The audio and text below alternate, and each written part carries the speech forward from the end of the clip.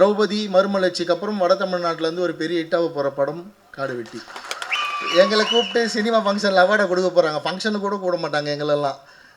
ஆனால் நீங்கள் கொண்டாடுவீங்கன்னு எங்களுக்கு தெரியும். அப்படி தான் நான் இவ்வளோ தூரம் வந்து நின்றுட்டுருக்கேன். இவ்வளோ வரவேற்பு பத்திரிகையாளர்களுக்கும் என்னோட இனிய வணக்கம். இந்த படக்குழுவினரை பாராட்ட எங்கெங்கேருந்து ஊர்லேருந்து கிளம்பி இவ்வளோ பேருக்கு கை தட்டி விசில் அடித்து கொண்டாடுறீங்க. உங்களுக்கும் என்னுடைய பணிவான வணக்கம். ரொம்ப பாசிட்டிவாக போயிட்டுருக்கு ஃபங்க்ஷன்.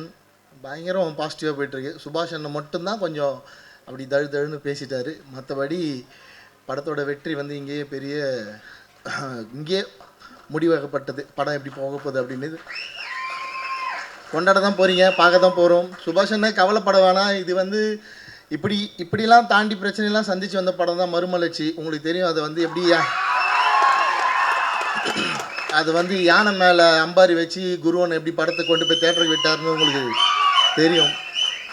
ஸோ அடுத்து திரௌபதி நான் சந்திக்க பிரச்சனை நான் தனியாக சந்தித்தேன். நீங்களாவது இவ்வளோ பேர், உங்களுக்கு கோபியண்ணன் கூட இருந்தார், மாரியப்பண்ணன் கூட இருந்தார், நிறைய பேர் இருந்தார். நான் தனியாலாம் திரௌபதியை வந்து சென்சாரில் அவ்வளோ போராடி அந்த ட்ரெயிலர் ரிலீஸ் பண்ணுற அன்றைக்கி வரைக்கும் அந்த க்ரௌட் ஃபண்டிங்கில் அந்த படத்தை கொண்டு வரதுக்கு நான் பட்ட கஷ்டம் அது ஒரு புக்காக எழுதுனா கூட பத்தாது. அவ்வளோ கஷ்டப்பட்டிருக்கேன். பட் அதுக்கப்புறம் இவங்க கொடுத்த ரிசல்ட் இருக்குல்ல, அது வேறு மாதிரியான ஒரு ரிசல்ட்டு. ஸோ அந்த மாதிரி ஒரு திரௌபதி மறுமலர்ச்சிக்கு அப்புறம் வட தமிழ்நாட்டிலேருந்து ஒரு பெரிய ஹிட்டாக போகிற படம் காடு வெட்டி. ஸோ நீங்கள் வந்து அதை அப்படி ஈஸியாலாம் போய் அதை அனுபவிச்சிட முடியாது, ஈஸியாக போய் அந்த வெற்றியை அடைஞ்சிடவும் முடியாது. இது இங்கே தழுதழிக்க வேண்டிய அவசியம் இல்லை. இது ஆரம்பம் தான். இப்போ தான் ஸ்டார்ட் பண்ணியிருக்கீங்க ஆடியோ லான்ச்சின்னு வந்து. இதுக்கப்புறம் தான் ட்ரெய்லர் வெளியே போகுது. இது சென்சார் பண்ண ட்ரெய்லர், இது வராது. யூடியூப்பில் கண்டிப்பாக வேறு ட்ரெய்லர் வச்சுருப்பாங்க. சாதாரண ஆளுங்க இல்லை இவனுங்க, பின்னாடி இருக்கவனுங்க. நான் அப்படி தான் நம்புகிறேன். ஸோ யூடியூப்புக்கு வேறு ஒரு ட்ரெய்லர் வரும், சென்சார் இல்லாத ஒரு ட்ரெய்லர் வரும். ஏன்னா சென்சாரில் கொடுத்த கட்டு அதெல்லாம் எப்படி உங்களுக்கு காட்டுவாங்க. அது 11:52க்கு ஏதோ இன்னொரு 7 நிமிஷம் புது ட்ரெய்லர் தானே சொன்னல.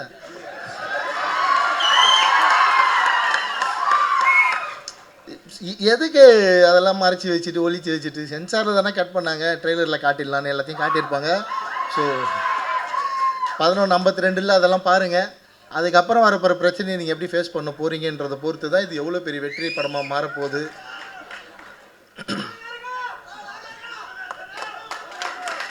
பின்ன அதை நம்பி தானே தைரியமாக பேப்பரில் கதை எழுதுறது. யாரை நம்பி எழுதுறது? எங்களை கூப்பிட்டு சினிமா ஃபங்க்ஷனில் அவார்டை கொடுக்க போகிறாங்க. ஃபங்க்ஷனுக்கு கூட கூட மாட்டாங்க எங்களெல்லாம். ஆனால் நீங்கள் கொண்டாடுவீங்கன்னு எங்களுக்கு தெரியும். அப்படி தான் நான் இவ்வளோ தூரம் வந்து நின்றுட்டுருக்கேன். இவ்வளோ வரவேற்பு. ஒரு படம் ரிலீஸ் ஆகிறப்போ அவ்வளோ பெரிய ஓப்பனிங். ஸோ சினிமாக்குள்ளே கண்டிப்பாக கொண்டாட மாட்டாங்க. நான் சோலைக்கும் சொல்லிடுறேன், இந்த படத்தோட ப்ரொடியூஸ் பண்ணக்குள்ள சொல்லிடுறேன். பட் மக்களோட கொண்டாட்டம் வேறு மாதிரி இருக்கும். அண்ணன் சொன்ன மாதிரி ஒரு பெரிய ஹீரோக்கு என்ன ஓப்பனிங் இருக்குமோ அந்த ஓப்பனிங் இந்த படத்துக்கு இருக்கும். இது ஒரு மினிமம் கேரண்டி படம். டிஸ்ட்ரிபியூட்டர்ஸ்க்கு நான் இந்த ஸ்டேஜில் சொல்லிடுறேன், இது ஒரு மினிமம் கேரண்டி படம். தைரியமாக வாங்கி தேட்டரில் போடுங்க. இன்றைக்கி இருக்கிற இந்த சினிமாவில் இருக்க வறட்சி இந்த படம் கண்டிப்பாக தீர்த்து வைக்கும். ரொம்ப பாசிட்டிவாக இருக்குது. நான் எல்லாமே பேசிட்டார் பேரரசு சார், புட்டு வச்சிட்டாரு படத்தோட கதையை. அவருக்கு தெரியும், அதான் அவ்வளோ நாலேஜ் இருக்கிற ஒரு டேரக்டர் பிரித்து சொல்லிட்டாரு. பெண்களுக்கு கண்டிப்பாக இது ஒரு பெரிய விழிப்புணர்வு படமாக. ஏன்னா காடு வெட்டின்னு பேர் வச்சுட்டு வேறு என்னென்ன சொல்ல முடியும்? காடு வெட்டின்னு பேர் வச்சுட்டு சோலை ஏதாவது தப்பாக சொன்னார்னா என்ன ஆவார் சோலை? ஸோ இங்கேருந்து இதை ஃபாலோ பண்ணி வரவங்க எல்லாருமே நிச்சயமாக பெண்களுக்கு பாதுகாப்புக்கு விழிப்புணர்வு படமும் பெண்களுக்கு நல்ல விஷயங்கள் சொல்கிற படமாக தான் எடுப்பாங்க. அதுக்கு நான் உத்தரவாதம். ஏன்னா அப்படி தான் எங்களுக்கு காடு வெட்டி குருவன் அப்படி தான் சொல்லிட்டு போயிருக்காரு. அவர் சும்மா சொல்லிட்டு போல. தமிழ்நாட்டில் முதல்ல இந்த மாதிரி தப்பான காதல், ஜாதி பார்த்து காதல் பண்ணுறது, பணக்கார பெண்களை பார்த்து காதல் பண்ணுறவங்கள முதல்ல எதிர்த்தவர் அவர் தான். ஸோ அவரோட பேரை தலைப்பாக வச்சுட்டு வேறு என்ன சொல்ல முடியும்? நிச்சயமாக இந்த படம் ஒரு பெரிய விழிப்புணர்வு படமாக இருக்கும். என் படத்தை எந்தெந்த பெற்றோர்கள்லாம் போய் தேட்டரில் பார்ப்பீங்களோ நம்பி இந்த படத்தையும் போய் தேட்டரில் பாருங்கள். நான் உத்தரவாதமாக சொல்கிறேன். நிச்சயமாக உங்களுக்கு ஒரு பெரிய விழிப்புணர்வும் ஒரு புது செய்தியும் இந்த படத்தில் வரும். சாதிக்கோட சாங்ஸ் வந்து ரொம்ப சூப்பராக இருக்குது. நான் முன்னாடியே கேட்டிருக்கேன், ஹெட்செட்லேயே கேட்டிருக்கேன். இப்போ தேட்டரில் தான் கேட்குறோம். ஹெட்செட் போட்டு சாங்ஸ் கேட்டிருக்கேன். அப்போயே சொன்னேன், இதில் 2 பாட்டு ரொம்ப பவர்ஃபுல்லாக இருக்கும் ஸ்க்ரீனில் பார்க்குறப்ப. நான் எதிர்பார்க்குறேன் அதை பார்க்கலான்ட்டு. ட்ரெய்லர் எப்படி இருந்தது? மியூசிக்கு ஒரு பெரிய சர்ப்ரைஸ் எலிமெண்ட் வேறு உடச்சிட்டார் அண்ணன். பேக்ரவுண்டில் வந்து குருன்னு வரப்போகுதுன்னு தேட்டர் என்ன கேதியாக போகுதுன்னு. நான் சூப்பர்ண்ணே, அதெல்லாம் பெரிய ஐடியா, ரொம்ப சூப்பர் ஐடியா அது. அது சாதாரணமாக வராது. கனெக்ட் ஆகிருக்கீங்க நீங்களும் சோலை ஆரம்பிக்கும் சார் கூட, ரொம்ப சந்தோஷம். அது தேட்டரில் பாருங்கண்ணா. அதுக்கப்புறம் அது ரிங்டோன், நான் இன்றைக்கி வரைக்கும் திரௌபதி ரிங்டோன் தானே வச்சு சுற்றி நிற்காங்க. நான் ருத்ரதாண்டவம் பண்ணிட்டேன், நான் வந்து மகாசுரன் பண்ணிட்டேன். ருத்ரதாண்டவம் ரிங்டோன்னா பக்தியாக இருக்கவங்களாம் வச்சுப்பாங்க, உணர்வாக இருக்கவங்க எல்லோரும் திரௌபதி ரிங்டோன் தான். இப்போவும் எவ்வளோ பேர்கிட்ட இருக்குன்னு ஃபோன் அடித்தால் தான் தெரியும், எல்லாம் சைலன்ஸ் போட்டு வச்சுருப்பாங்க. அப்படி கொண்டாடுற மக்கள். ஸோ வட தமிழ்நாட்டிலேருந்து அடுத்து வர ஒரு மிகப்பெரிய இயக்குனர் சோலை ஆறுமுகம். ஸோ பல கஷ்டப்பட்டுருக்காங்க. கேமராமேனோட ஒர்க்கு ரொம்ப பாராட்ட வேண்டிய ஒர்க்கு. இந்த மாதிரி ஒரு படத்துக்கு ஒரு பக்கா கமர்ஷியல் வேல்யூ வந்து கேமராமேன் கொடுத்துருக்காரு. கண்டிப்பாக சோலைக்கிட்ட அந்த கமர்ஷியல் வேல்யூ இருந்திருக்காது. கேமராமேன் உருவாக்குனது தான் அந்த கமர்ஷியல் வேல்யூ நல்லா தெரியுது. ஏன்னா யதார்த்தவாதி சோலையோட எழுத்துக்களில், சோலையோட பேச்சில் வந்து யதார்த்தம் தான் அதிகமாக இருக்கும். பட் ட்ரெய்லர் பார்க்குறப்ப ஒரு முத்தையா சார் படம் பார்த்த மாதிரி இருக்குது, ஒரு கமர்ஷியல் வேல்யூ அப்படி இருக்குது அதில். ஸோ அதை வந்து கேமராமேன் கொடுத்துருக்காரு, ஒரு பெரிய சப்போர்ட் அது. அப்படி ஸ்ரீகாந்த் சார், தேவாசரோட மியூசிக்கும் அதில் சேர்றப்ப அதோட கமர்ஷியல் வேல்யூ வந்து இன்னும் ஹை போகுது. ட்ரெய்லர் பார்க்குறப்பவே நமக்கு வந்து கூஸ்பம் மூமெண்ட் வருது. ஸோ தேட்டரில் கண்ணன் மாஸ்டரோட ஸ்டண்ட் நான் ஷூட்டிங் ஸ்பாட்டில் போய் பார்த்தேன். அதை பெரிய ட்ரீட் இருக்குது உங்களுக்கு. எனக்கு இவ்வளோ கமர்ஷியல் வேல்யூ படம் பண்ண தெரியாது. ஏன்னா என் கேமராமேன் எனக்கு மேலே யதார்த்தவாதி. நானாவது ஒரு சீன் டேய் கொஞ்சம் கமர்ஷியல் போகலான்டானா அவன் கையை பிடிச்சி ஏற்றுருவான், தப்பு பண்ணுற இன்னும் எவ்வளோ லைவாக போட்டு போகலான்றான். ஸோ இப்படி இதே ஃபாலோ பண்ணால் உங்களுக்கு போர் அடிச்சிடும். ஸோ இங்கேருந்து ஒரு மாதிரி சோலை ஒரு புது படம் காட்ட போகிறாரு. ஒரு 2 பேர் 2 எக்ஸ்ட்ரீம்லேருந்து இன்னும் தொடர்ந்து படங்கள் பண்ணுவோம். ரொம்ப சந்தோஷம்.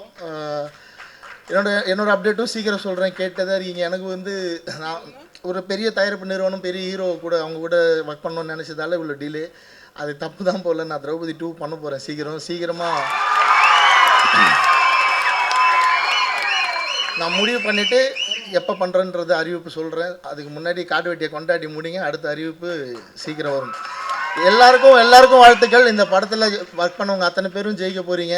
ஆர்கே சுரேஷ் என்ன சினிமாவில் ஒரு பெரிய சம்பவம் பண்ண போகிறார். சொன்ன மாதிரி அடுத்த நெப்போலியன் சார் ஒரு வீரமான ஹீரோ, ஒரு கிராமத்து ஹீரோ வேணும்னா ஆர்கே சுரேஷ் சாரை தேடி போய் நம்ம கதை சொல்லலாம். என்கிட்ட சண்டை போட்டுன்னு இருக்காரு, டே மீசன்னு ஒரு டைட்டிலில் கதை வச்சுருக்கேன்டா, எப்படா டேரக்ட் பண்ண போகிறேன்னு சண்டை போட்டுன்னு இருக்காரு. நான் ரிச்சர்ட் சாருக்கு ஒரு படம் பண்ணோன்னே, அது கடைசி 3 படம் பண்ணேன்னா அவருக்கு வாக்குறுதி வந்து அதை முடிச்சுட்டு வந்து கண்டிப்பாக நம்ம 2 பேர் சேர்ந்து ஒரு படம் பண்ணலாம். அதுக்கு முன்னாடி நீங்கள் பிஸி ஆகிடுவீங்க காடு வெட்டிக்கு அப்புறம் தெரியுது. ஏன்னா கமர்ஷியல் வேல்யூ அவ்வளோ பீக்கில் இருக்குது. மாசாக இருக்கீங்க ஸ்க்ரீனில் பார்க்க. உங்களை வில்லனாக இருக்கிறப்பவே எனக்கு பாம்பேலேருந்து 2 பொண்ணுங்க ஃபோன் பண்ணி உங்கள் நம்பர் கேட்டாங்க. ஹீரோ ஆனதுக்கப்புறம்